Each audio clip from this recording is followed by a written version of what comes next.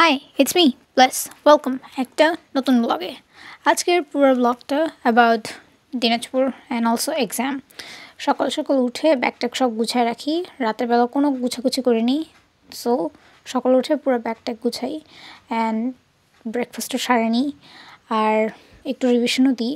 আমার বাইরের খাবার দাবার একদমই ভালো লাগে না, ওই জন্য সকালবেলা একটু ভারী খাবার খেয়ে যাচ্ছি বাসা থেকে। অ্যান্ড অলসো দিস থিং, আমি এটা আমার বার্থডেতে পাইছিলাম, নার্স দিদিরা আমার গিফট করছিল। সো আমি ভুলে গেছিলাম এর আগের ব্লগটা অ্যাড করতে। তারপর বাবা আমাকে নিয়ে যায় স্টেশনে, দো আমি একা যেতে পারি, বাট স্টিল বাবা বলছে না আমিও যাবো সঙ্গে। সো ভ্যান ট্যান ডাকে তারপর রওনা হয়ে যায় স্টেশনের উদ্দেশ্যে। আমি আর তাসিন সবার আগে আসি, আমরা ফার্স্ট। তারপর আমরা সবাই ট্রেনে উঠে পড়ি। আমাদের প্ল্যাটফর্ম থেকে ট্রেন একটু দূরে ছিল, ওই জন্য আমাদের নিচে এভাবে নেমে দেন স্ট্রাগল করতে লাগছে। আর বাবা শেষ পর্যন্ত দাঁড়াই ছিল। ট্রেনে উঠতে না উঠতেই বলছে টিকিট কাটতে লাগবে। ভাই একটু বসতে দে আগে, না সঙ্গে সঙ্গে টিকিট কাটা। আর ওই যে বাবা চলে যাচ্ছে, টিকিট ফিকিট পুরো কাটা শেষ। এখন একটাই গন্তব্য, দিনাজপুর। আর এটা আমার পাবলিক স্কুল, কত যে স্মৃতি, উফ কী কই।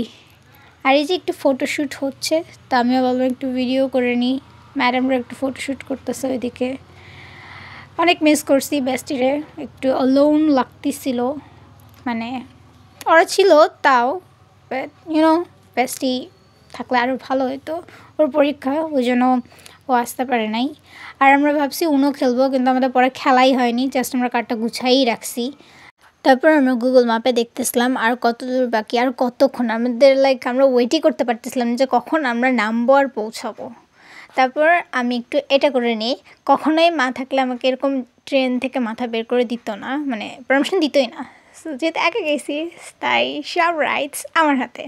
তারপর আমরা স্টেশনে পৌঁছে যাই অনেক আগে আগে, প্রায় 1 ঘন্টা আগে পৌঁছাই। তো আমরা কী করবো ভাবলাম যে চল সবাই মিলে বড় মাঠে যাই, ওখানে যাই একটু চিল করি, একটু টাইম স্পেন্ড করি সবাই মিলে।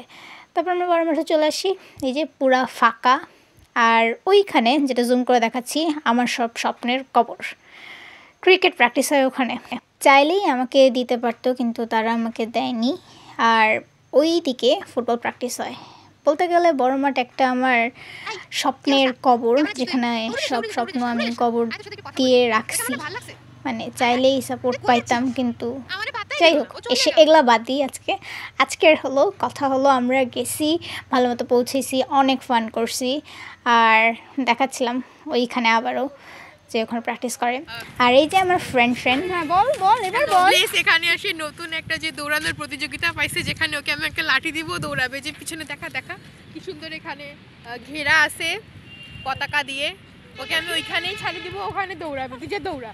দেখে তোর ফ্রেন্ডসরাও আছে, দেখ আমাদের দুজনেরই ফ্রেন্ডসরা আছে, প্লাস আমার ফেভারিট পাখিও আছে। মানে আমার কি দেখ আমার ফেভারিট পাখিও আছে এখানে, প্লাস হচ্ছে তোর ফেভারিট অ্যানিমেল আছে এখানে। ওই যে তাসিন দৌড় মারছে, ওই যে তাসিন দৌড় মারছে। আরে ওই দেখ তোর বয়ফ্রেন্ড, দেখ ওই যে গরুটা, দেখ গরুটা। আরে আমার বয়ফ্রেন্ড লুজা, তোর জন্য বিয়ের স্টেজ বানাই।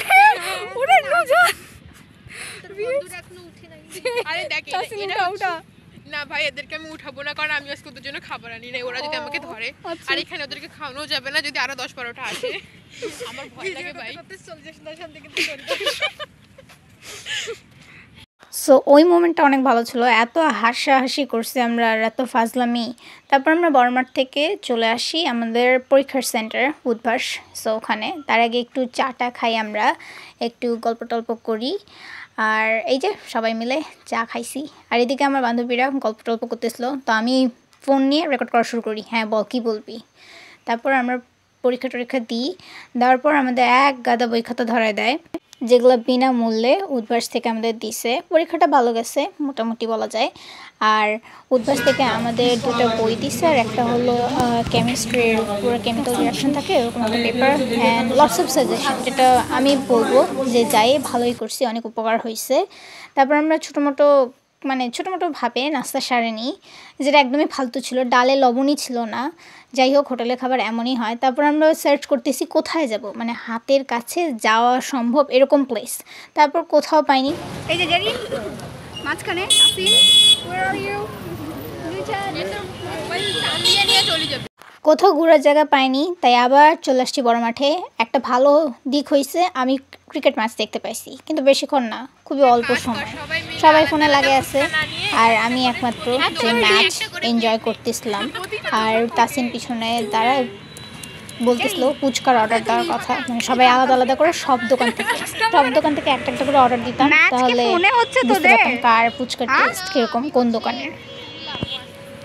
ও তুমি সাধু, ওই যে হাতে ফোন, ওই দেখা যাচ্ছে আমারও ফোন আছে। ও আচ্ছা তোমার ফোন আছে, এই যে ফোনালি।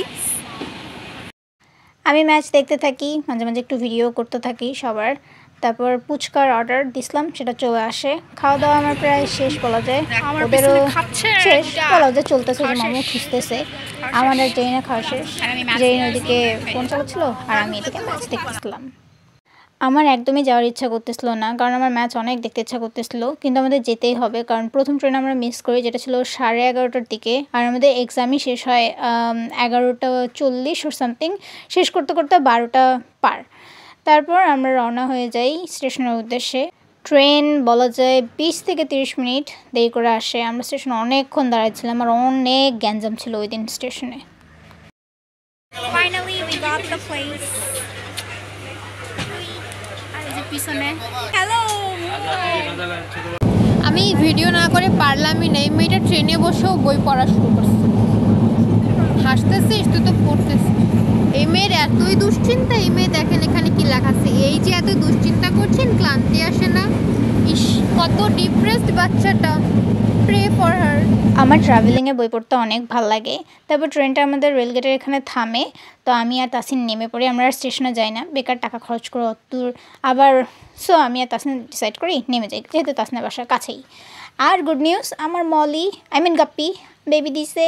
আর এদিকে আরেকটা গুড নিউজ, আমার পুচকি বাবু দিছে, একখান বাবু দিছে কষ্ট মষ্ট করে আমার বাচ্চাটা এই শীতের মধ্যে। আমি পরীক্ষার থেকে বের হই, দেন লাইক অ্যারাউন্ড 20-30 মিনিট পরেই মা আমারে ফোন দেয় আর বলে এই গুড নিউজটা, যে জানো পুচকি বাবু দিচ্ছে। আমি তখন থেকেই লাফাচ্ছি যে আমি যাবো আর আমি আমার বাবুটাকে দেখবো কখন। তারপর বাড়িতে আসে কোনো মতো ব্যাগ ট্যাগ রেখে ফ্রেশ হয়ে দৌড়, পুরা আমি আমার বাবুরা দেখতে দৌড় মারি। ক্লিন আপ করে দিব। এ কালু, তুমি দাদু হইছো, হ্যাঁ? আমার নাতনিটা কই রে? আমার নাতনিটাকে দেখবো। তোমার নাতনি নিচে আসে, আমার নাতনি কই? হ্যাঁ, আমার নাতনি কই? আমি মা হইছি। 30 মিনিটের মধ্যে ফ্রেশ হয়ে আবার মাঠে দৌড় দিই খেলার জন্য। হুমায়রা দিদি, নার্স দিদি, ওর সাথে আমি প্র্যাকটিস করি, আর আমার ছোটো ছোটো ভাই আছে এদের সাথে। আর সঙ্গে অনেকটা ঘাসও নিয়ে যাই ওই দিন, কারণ ভাই ঘাসের যা কাল পড়ছে আমাদের এদিকে, মানে এই শীতে অনেক অসুবিধা হয় খরগোশ পোষা। So overall everything was so okay টাইপের। আমি বেস্টে অনেক মিস করছি। আর ডেটা ভালোই গেছে আমার ওই ফ্রেন্ডসদের সাথে, আমরা অনেক চিল করছি, মাইন্ড অনেক ফ্রেশ হয়েছে। Thank you for watching, see you in the next blog, by.